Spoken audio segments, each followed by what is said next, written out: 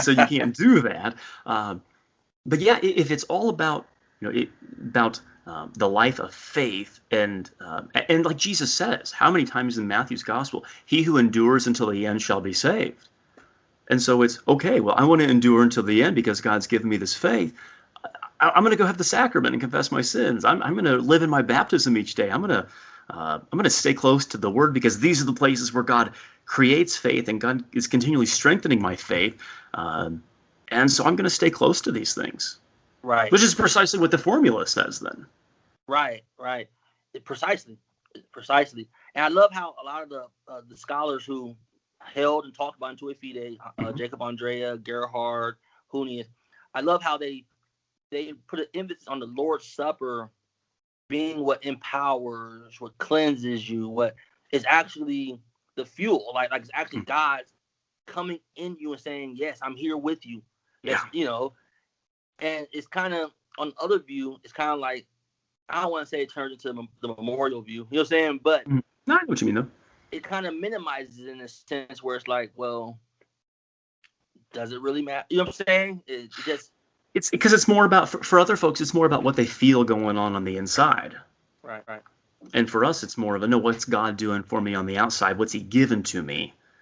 And what's he doing? You're absolutely right, though. And that goes back to the whole, like what you mentioned about like kind of peering back into, or trying to peer back into eternity. It's like people just want to look anywhere but the places that God's given them to look. And no, you're absolutely right, though. That's our, the gospel is the motivation to live the new life. It's the motivation to go and love my neighbor. It's my motivation to discipline the flesh. It's this joy, this peace, this, I'm the new man. Right. And exactly. I'm gonna, and if perchance I fall, God lifts me back up in the gospel, and then I go be the new man again. Exactly, because forgiveness is there. We know that forgiveness is there, and it flows freely. We can sympathize. Yes. Yeah. Now I have I mentioned to you before. I'm curious your view. As I mentioned before, a lot of times in the American construct, we only view Wells and LCMS as, like I said, that's it, which, as we continue our conversation here, that's not the truth. You know what I'm saying? There are other faithful Lutherans and things of that nature. But a claim I've made is that I believe the current or new popular view, which would be the Missourian or Waltherian view, may have gone too far. And this can be seen by the fact that people, as we've been talking about, like Johann Gerhard and Jacob Andrea, wouldn't be allowed to be pastors in the popular denominations today. Do you think this is an accurate claim? Because I've read the LCMS, what we believe, and it's like the unbiblical view of in view of faith and this and that. Like some people, they'll read that. A lot of study people, they'll read it and they'll be like, well, they're talking about the Ohio Synod and things of that nature, not the Gerhard view. But I don't see that disclaimer in there. I don't see that nuance in there. Yeah. So they call it the predestinarian controversy back in the 1880s, I think it was, between Missouri and Ohio and Iowa and all these different synods. And it was a real mess. And it was just a real mess.